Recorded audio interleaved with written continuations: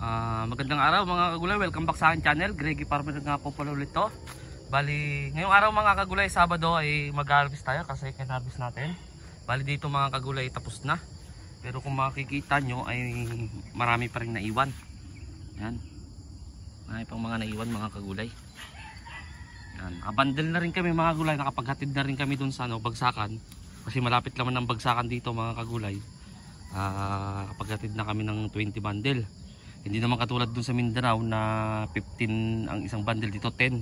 Bali naka 200 na kami mga kagulay. Pero hindi pa tapos.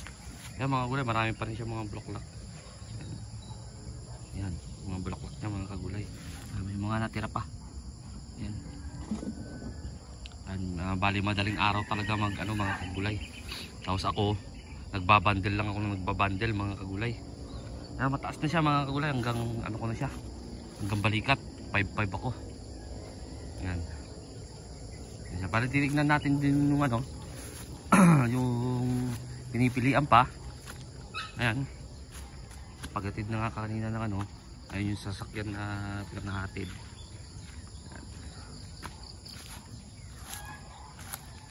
Yan, nagka-classify pa mga kagulay. Tapos ako naman yung nagbabundle. Ito yung may uod natin mga kagulay. Yan. To bundle na. Ipapakita ko sa inyo hindi pa tapos. Puntan lang natin saglit.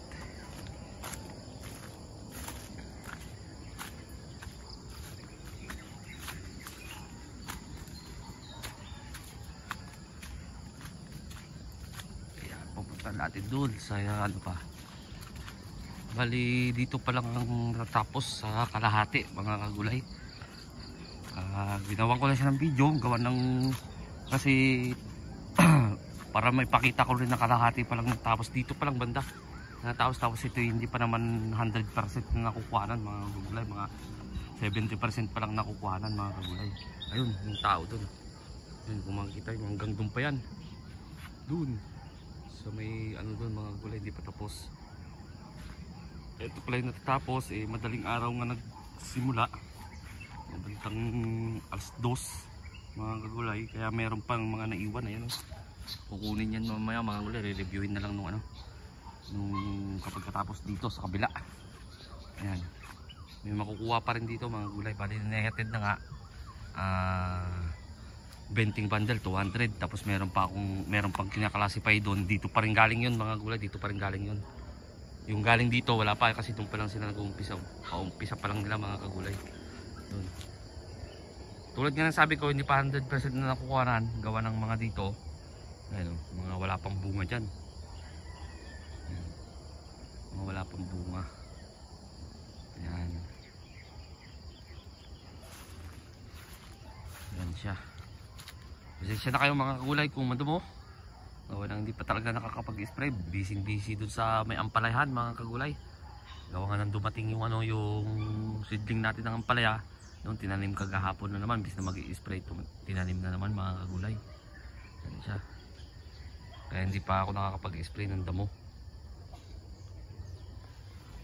Marami pa silang naiwan kasi nag-plus light lang sila mga kagulay.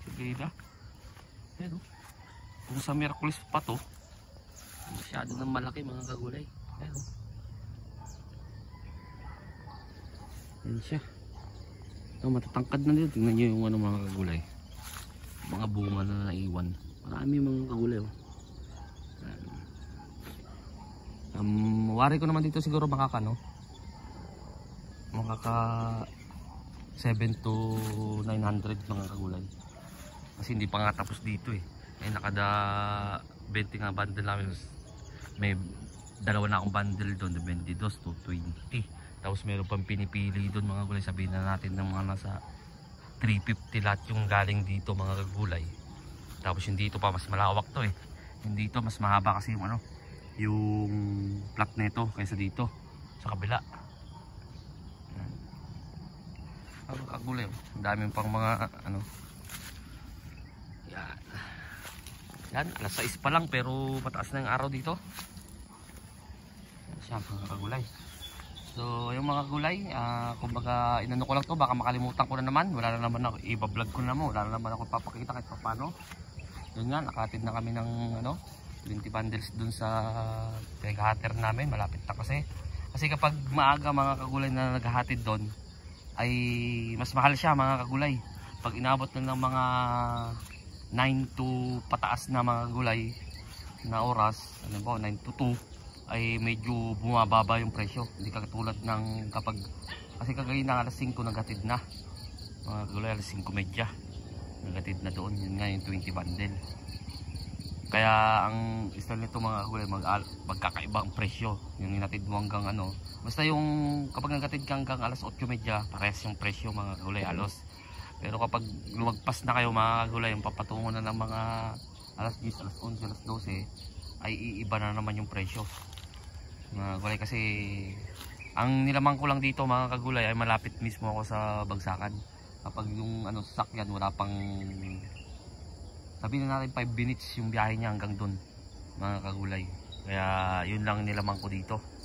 So, magtatanong kung nasaan ako banda mga gulay, ay hindi ko na kailangan sabihin, basta nagtatanim pa rin ako ng talong. Ito nga, binablog ko na nga sa inyo na nakapag-harvest na.